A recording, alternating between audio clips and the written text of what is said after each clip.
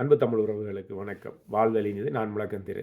இன்னைக்கு அனலதீவு ஆடும் தமிழ்நாட்டு சினிமா காரணம் என்ற ஒரு கதை ஒன்று பார்க்க போகிறோம். சரிதானே? இப்போ நிகழ்காலத்தில் நடக்கக்கூடியது இந்த அனலதீவு ஆடு கடந்த காலத்தில் நடந்த கதை உண்டு. அப்போ நான் கால்டன் பல்கலைக்கழகத்தில் கனடாவின் தலைநகர் ஒட்டவாவில் இருக்கக்கூடிய கால்டன் பல்கலைக்கழகத்தில் 94 ஆண்டு அந்த படித்து கொண்டிருக்கும்போது எங்களோட ஒரு ரூம்மேட் இருந்தவர். ரூம்மேட்னா அறையில் உண்டாயிருந்து படிக்கிறார். அவர் பேர் ஹரன்.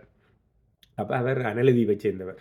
அப்போ அவர் ஒரு கதையில் சொன்னார், தனக்கு ஒரு சொந்தக்காரரும் ஊரில் இல்லை, எல்லாரும் வெளியில் தான் இருக்கணும், அனலதீவில் அங்கே ஒரு தரம் இல்லை என்று சொன்னார். அது உண்மை இல்லை, ஆனால் அப்படி சொன்னார் என்று சொல்லி போட்டு. அப்போ நாங்கள் சும்மா அவரை கலாய்க்கிறதுனா சும்மா போட்டு அடிக்கிறதுன்னு சொல்லுவோம் இல்லை. அப்போ அடிக்கும்போது எங்கள் நண்பர் ஒருத்தர் கேட்டார், அப்போ என்னடாப்பா நீங்கள் வளர்த்த ஆடு மாடு நாகை ஒன்றும் இல்லையா என்று கேட்டார்.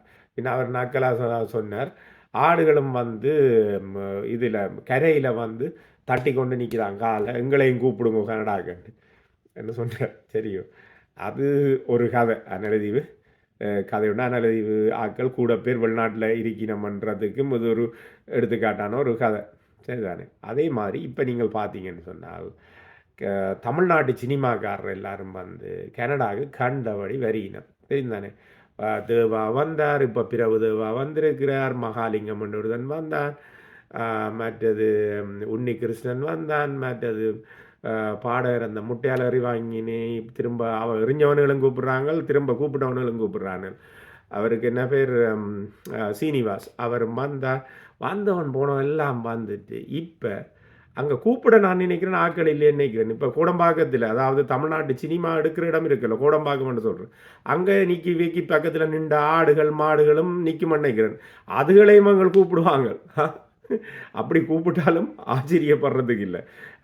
இந்த நிகழ்ச்சி வைக்கிறார்கள், நீங்கள் தப்பி தவறி ஒரு தமிழறிஞனை கூப்பிட்டு போடாங்க. கூப்பிட்டீங்கன்னு சொன்னால் நீங்களும் வாழும், உங்களோட சந்ததியும் வாழும், கனடா வாழ் தமிழ் மக்களினுடைய தமிழின உணர்வும் தமிழ் தேசியமும் வாழும். அப்படி கூப்பிட்டு போட்டுவாதீங்கோ. இதை நக்கலாக சொல்கிறேன், பிறகு நீங்கள் உண்மையாக எடுக்காதீங்க. ஏன்னா அப்படி ஒரு தமிழ் உணர்வாளரையும் கூப்பிடுற இல்லை. இப்படியான இதுகளை தான் இந்த சினிமா கோமாளிகளையும் அங்கே வாய்ப்பு கிடைக்காம அலைகிறவனுகளும் சில பேர் பெர்மனண்டாக விசா எடுத்து நிற்கிறவனும் இருக்கிறார். அவனை குதிரையில் ஏற்றி கொண்டும் வராங்க சில பேர். ஐயோ, இது எங்கே போய் முட்டுறது? யார்க்கெடுத்துரைப்பேன், யாரோடு நோவேன். அப்போ இதுதான் காலம்.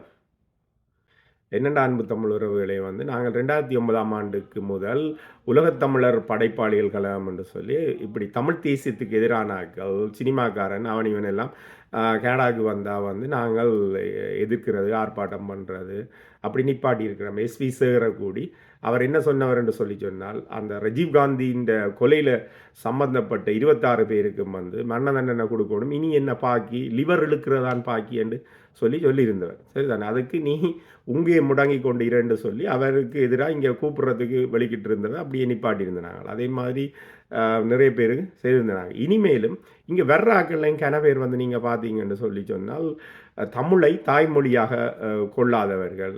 இந்த அனிருத் எல்லாம் இருக்கிறான், அவன் தெலுங்கு பாப்பான்டா தெலுங்கு பிராமணன். அப்போ இவியலுக்கு பின்னாலே எல்லாம் தமிழினத்துக்கு எதிரான ஒரு லொபி ஓடிக்கொண்டிருக்குது. நான் சும்மா உதாரணத்துக்கு இவரை சொன்னேன், வேறு ஆக்கெல்லாம் இருக்கிறேன். அப்போ நமக்கு எதிரான ஆக்களை நம்மட காசுலேயே நாம் வளர்த்து வைக்கிறோம், விடுறோம் இல்லையா? அப்போ இது இந்த சொந்த காசில் சூனியம் வைக்கிற விளையாட்டு தான் நாங்கள் செய்துட்டுருக்கிறோம். அதனால் நம்மளை மகிழ்ச்சிப்படுத்துகிற ஆட்களையும் இங்கே கூப்பிடுறவர்களையும் நாங்கள் ஒரு வடிகட்ட வேணுமா. ஊரில் ஒரு பண்ணாடைன்னு வாங்க, பண்ணாடையில் ஊற்றி வடிகட்டுறது, ஃபில்டர் பண்ணுறது, அப்படி நல்ல ஆட்களையும் நாங்கள் தெரிவு செய்து இங்கே கூப்பிடுறது நம்முடைய பொருளாதாரத்துக்கு. எல்லாரும் இதை சுரண்டி கொண்டு போகிற மாதிரி இல்லாமல் நம்முடைய பொருளாதாரம் நம்மகிட்ட மிஞ்சிற காசுகள் அது தமிழீழ திருநாட்டுக்கு தான் போய் சேருவணுமே தவிர இந்த சினிமா காவாலிகளுக்கும் கோமாளிகளுக்கும் அல்ல. நண்பர்களே, வாழ்தலினிது நாமார்க்கும் குடியிலும் நமனேஞ்சோம்.